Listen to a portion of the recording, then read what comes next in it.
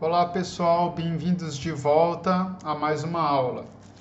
Na aula de hoje eu vou continuar trazendo a vocês algumas possibilidades de estimativas biomecânicas que podem ser realizadas utilizando materiais de relativo baixo custo. O que eu trago para vocês na aula de hoje é a possibilidade de se fazer dois cálculos de estimativas cinéticas, ou seja, aquelas estimativas relacionadas às forças e os efeitos dessas forças no corpo humano, a partir de uma coleta da cinemetria, ou seja, a partir de medidas que a gente faz utilizando-se de ferramentas de cinemática, tudo bem? Então, quando eu falo cinemetria, eu estou falando daquele conjunto de métodos para extrair parâmetros cinemáticos do movimento. Por outro lado, o que eu trago para vocês é como que, a partir da extração desses parâmetros cinemáticos, a gente pode ter algumas inferências a respeito das forças que estão atuando no nosso corpo. Então, para resgatar o que nós já conversamos em aulas anteriores, eu normalmente costumo associar essas duas palavras-chave aos termos cinética e cinemática. Então, na cinética, a gente tem uma preocupação em explicar as causas do movimento, e quem causa o movimento é a força. Então, na cinética, nós fazemos o estudo das forças associadas ao movimento, enquanto que na cinemática nós não estamos preocupados em entender as causas do movimento, mas sim estamos preocupados em descrevê-lo. E é por isso que eu costumo dizer que na cinemática nós estamos preocupados em analisar as consequências daquelas forças que atuaram no corpo e causaram o movimento. Então, toda vez que a gente fala de força, torque, pressão, momento, força de reação do solo, qualquer variável que inclua conceitos de força em seus cálculos, a gente pode dizer que a gente está fazendo uma análise cinética. Por outro lado, quando a gente faz cálculos de posição, velocidade, aceleração, de movimentos lineares ou angulares, nós fazemos uma análise cinemática. Porém, o que eu vou mostrar na aula de hoje é uma possibilidade de se calcular algumas variáveis cinemáticas, que é relativamente fácil de se fazer, porque nós temos mais equipamentos de baixo custo para isso, a nosso alcance, e com essas medidas extrair algumas informações cinéticas, inclusive algumas informações cinéticas que são muito bem aceitas na literatura científica. Então eu trago para vocês hoje duas aplicações nesse sentido.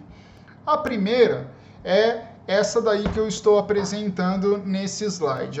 As duas ideias que eu trago para vocês é desse livro que eu estou mostrando aí para vocês, Biomecânica do Treinamento e da Avaliação, do teste, né? E o que eu trago aqui para vocês é um método simples para se medir a força de membros inferiores, velocidade e potência durante o salto. Então, basicamente, pessoal, existem muitas equações para se estimar alguns parâmetros cinéticos por meio de características ou informações cinemáticas, como essas fórmulas que eu estou trazendo aí para vocês, como, por exemplo, como calcular potência a partir exclusivamente da massa do indivíduo e da altura do salto. Então, se você tiver a capacidade de medir a altura do salto do indivíduo, você consegue calcular a potência. Existem outras fórmulas para isso, né, com outros parâmetros, outros valores, outras constantes, né? E também temos a possibilidade de se calcular a altura de salto sem fazer grandes medidas, utilizando equações que vêm lá da área de projéteis, né? Então, a partir do momento que vocês conhecem as equações relacionadas aos projéteis, a gente consegue fazer esse tipo de cálculo. Então, se a gente entende que um corpo sai de uma determinada altura, né, tem uma fase aérea e volta para essa mesma altura, por meio de equações de projéteis eu consigo chegar na altura do salto. Então, nesse caso aqui, a altura do salto ela pode ser facilmente calculada pegando o tempo de voo, ou seja, o tempo de fase aérea, elevando ao quadrado, multiplicando pela aceleração da gravidade e multiplicando por 8 elevado a menos 1. Então vejam, para calcular a altura de salto, basta eu ter uma informação de tempo de voo, o que é facilmente ser registrado utilizando filmadoras até mesmo do celular. Então essa é a primeira aplicação que eu trago a vocês. A segunda aplicação que eu trago a vocês, então no caso aí para fazer o cálculo, né, da altura do salto, né, eu vou levar em consideração todo o tempo que esse indivíduo ficou aqui em fase aérea, né? E existem também as possibilidades de se ter uma ideia de força e potência a partir de registros da posição do trocânter maior, por exemplo, do fêmur durante esse salto. Então, em uma aula anterior eu até mostro como fazer isso, né? Como fazer uma análise cinemática bidimensional utilizando o software Kinovia. Então, fazendo esses cálculos, né, de altura, da posição do trocânter maior do fêmur ao longo do tempo, vocês conseguem aplicar esses valores aqui nessa equação e extrair força, velocidade e potência. Mas o que eu vou mostrar para vocês é algo até mais simples que isso, que é simplesmente a altura do salto. O mais importante é que essa equação ela depende de um ponto que diz o seguinte: o indivíduo ele tem que sair desta altura e tem que voltar, ele vai fazer o salto e ele vai ter que voltar na mesma altura de onde ele saiu. Somente nesses casos a equação de projéteis funciona. Então, se você for fazer o salto, a altura do salto vertical, é extremamente importante que essa pessoa, na volta, não flexione joelhos, não flexione quadris, não flexione tornozelo, antes de entrar em contato com o solo, porque senão ele atrasa o tempo de voo, e aí o tempo de voo vai acabar maximizando a altura do salto, que não é verdadeira. Tá? Então, esse é o único ponto aí que eu gostaria de trazer como destaque. Um outro ponto bastante interessante desse livro é um método simples para se calcular a rigidez de membros inferiores durante a corrida. Qual que é a ideia dessa rigidez? Né? Existe um conceito dentro da biomecânica da corrida de que a rigidez dos membros inferiores está associada à força compressiva que o indivíduo sofre no momento que ele entra em contato com o solo e a deformação que esse membro inferior tem no momento que ele entra em contato com o solo. Então, pensando de uma maneira bem objetiva, bem clara, a gente pode comparar os membros inferiores ou o membro inferior quando entra em contato com o solo como um sistema de massa-mola. Então, no momento que ele entra em contato, ele começa a sofrer as forças compressivas do contato, e essas forças compressivas resultam numa deformação desse segmento, que muitas vezes está associado à capacidade de força excêntrica que o indivíduo é capaz de fazer. Então, vamos pensar em duas situações muito extremas para ver qual que é a lógica desse cálculo de rigidez durante a corrida. Uma pessoa que tem os membros inferiores muito rígidos durante a corrida seria aquela pessoa que não deforma absolutamente nada no momento do impacto. É como se fosse, sei lá, um cabo de vassoura entrando em contato com o solo e fazendo esse movimento de pêndulo. Ele não se deforma absolutamente nada, então isso significa que ele é extremamente rígido. Por outro lado, se o indivíduo não tem nenhuma capacidade de força, o que vai acontecer? Ele vai entrar em contato com o solo e ele vai flexionar demais esse joelho. Isso significa que houve uma complacência muito grande dos membros inferiores ou do membro inferior de contato. Ou seja, ele se deformou demais no momento que ele entra em contato.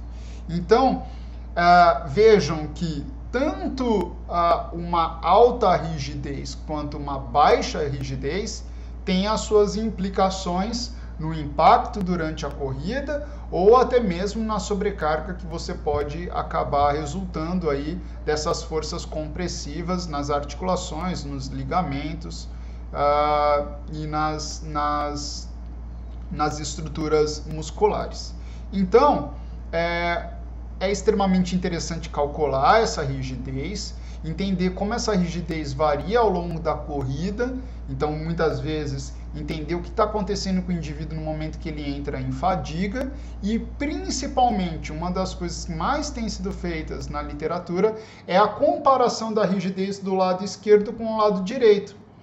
Caso existam grandes diferenças entre elas, a gente pode dizer que esse indivíduo tem uma corrida assimétrica. E nessa corrida assimétrica, que muitas vezes pode resultar em algum tipo de lesão. Então, se você puder calcular a rigidez do lado direito e do lado esquerdo para o seu aluno, para o seu cliente, para o seu paciente, e fornecer essa informação, ele pode ter uma ideia do quanto ele deve melhorar ou não uma possível assimetria que ele possui durante a corrida.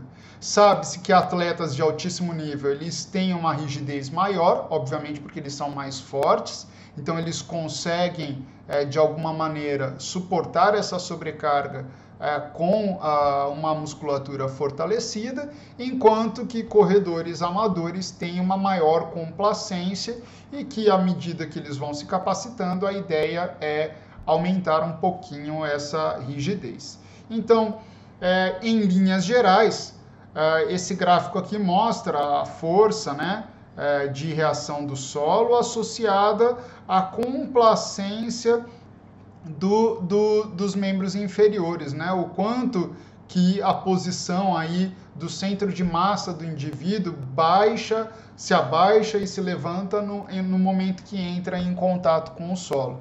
Então é justamente a relação entre essa força compressiva e essa deformação dos membros inferiores e do corpo como um todo que a gente entende como uma rigidez da corrida ou uma rigidez dos membros inferiores. Bom, para fazer o cálculo da rigidez, não é algo tão simples quanto a altura de salto, mas também não é algo muito complexo, uma vez que ele precisa de poucas variáveis. Ele basicamente vai precisar, que é essa rigidez aqui que eu estou mostrando, ela basicamente vai precisar da massa do indivíduo, do comprimento da perna do indivíduo, que é, por exemplo, a distância do ponto do trocânter maior até o chão, a velocidade de corrida em metros por segundo e os tempos de contato e fase aérea. Então, basicamente, com essas 5 informações, a gente consegue fazer todos esses cálculos e a gente pode chegar facilmente nesse cálculo aí de rigidez da perna durante a corrida. Então, vamos lá? É isso que eu quero mostrar a vocês. E nesses casos, eu vou usar o software Kinovia novamente. Então, o que eu fiz? Eu usei para esse teste uma câmera GoPro, não precisa ser uma GoPro, pode ser uma outra câmera que trabalhe numa frequência mais alta, né, numa frequência de aquisição mais rápida, mais alta. Quanto maior for a frequência de aquisição, melhor é a acurácia da sua medida, né, porque você não perde um grande período de tempo para detectar o momento que entra em contato com o solo ou não. Tá? Então, eu fiz 2 testes. O primeiro que eu gostaria de mostrar para vocês é o teste que eu fiz do salto vertical. Então, eu vou abrir aqui o meu software Kinovia e vou mostrar para vocês o seguinte. Eu fiz um salto vertical usando a minha câmera GoPro a uma frequência de 120 Hz. A imagem fica um pouco escura porque é normal que quanto maior a frequência de aquisição, mais escura fica a imagem. Mas vocês vão conseguir ver facilmente o que eu faço aqui. Eu vou na frente da câmera e faço um salto vertical máximo, né? Salto mais alto que eu puder. Então, o que eu tenho que fazer aqui apenas? Eu tenho que saber qual que é o momento que eu entro, que eu saio, perco o contato com o solo, e o momento que eu entro de novo em contato com o solo. Então, eu vou contar quantos frames eu fico em fase aérea, que é o meu tempo de voo. Então, eu vou detectar o exato momento que eu perco o contato com o solo, que foi aqui. Então, aqui eu ainda estou em contato com o solo, aqui eu perco, então eu vou contar. 1, 2, 3, 4, 5, 6, 7, 8, 9, 10.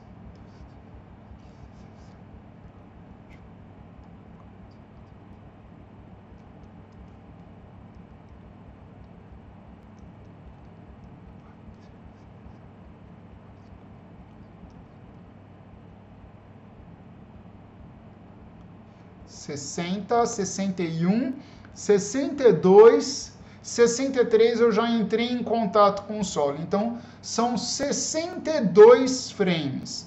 Então, que conta que eu preciso fazer?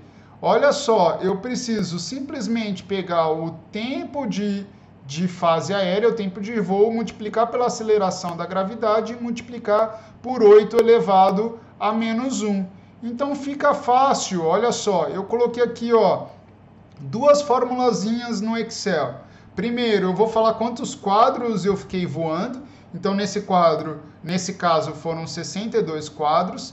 Que conta que eu estou fazendo aqui, ó? Eu coloquei 1 igual C3, que é o número de quadros, multiplicado por 1 dividido por 120.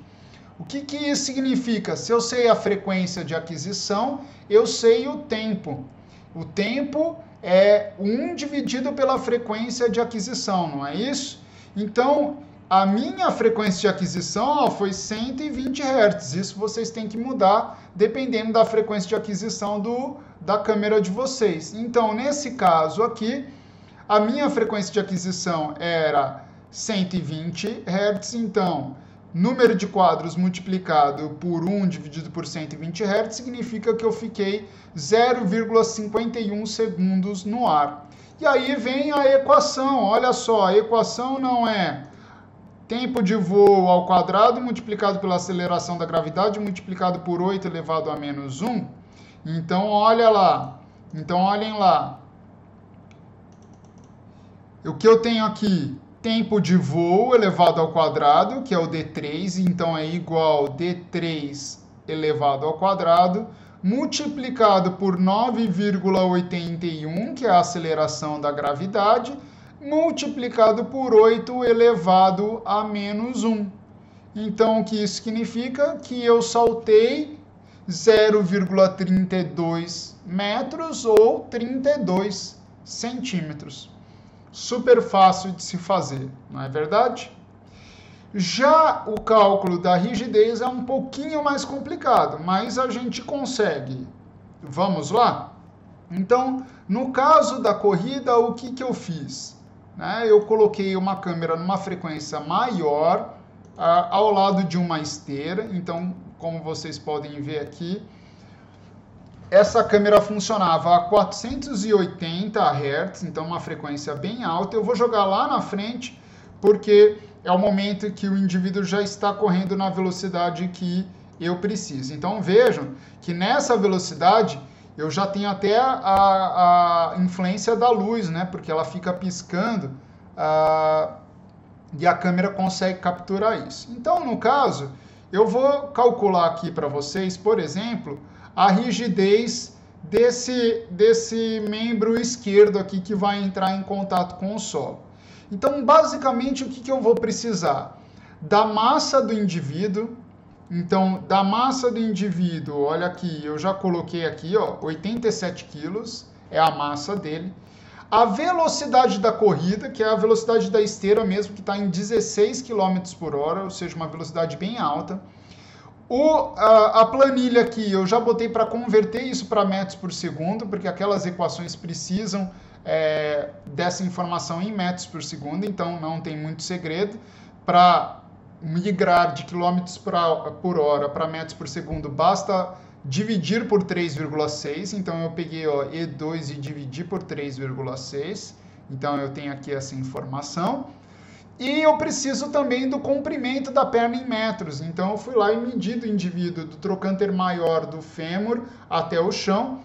Deu 94 centímetros e meio. Então em metros fica 0,945. Aí o que eu vou precisar? Da frequência de aquisição da câmera, que nesse caso aqui era 480 Hz. E eu vou precisar do número de quadros de tempo de contato e número de quadros da fase aérea. Então é isso que a gente precisa contar lá no nosso vídeo. Então ele vai entrar em contato com o solo, né? E eu vou contar quanto tempo ele entra em contato com o solo. Então, nesse momento ele entrou em contato com o solo. Então, 1, 2, 3, 4, 5, 6, 7, 8, 9, 10.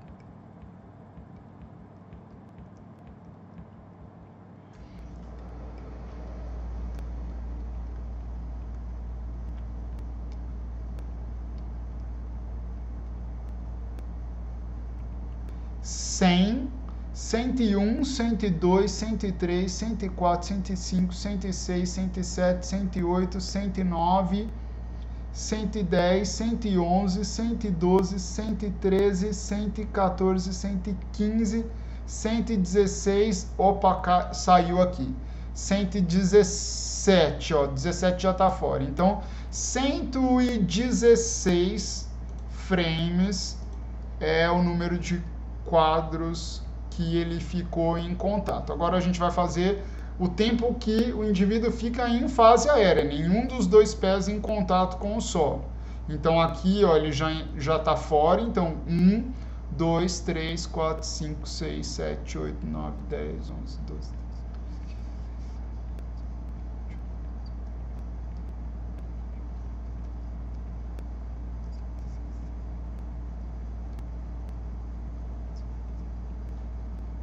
50, 51, 52, 53, 54, 55, 56, 57.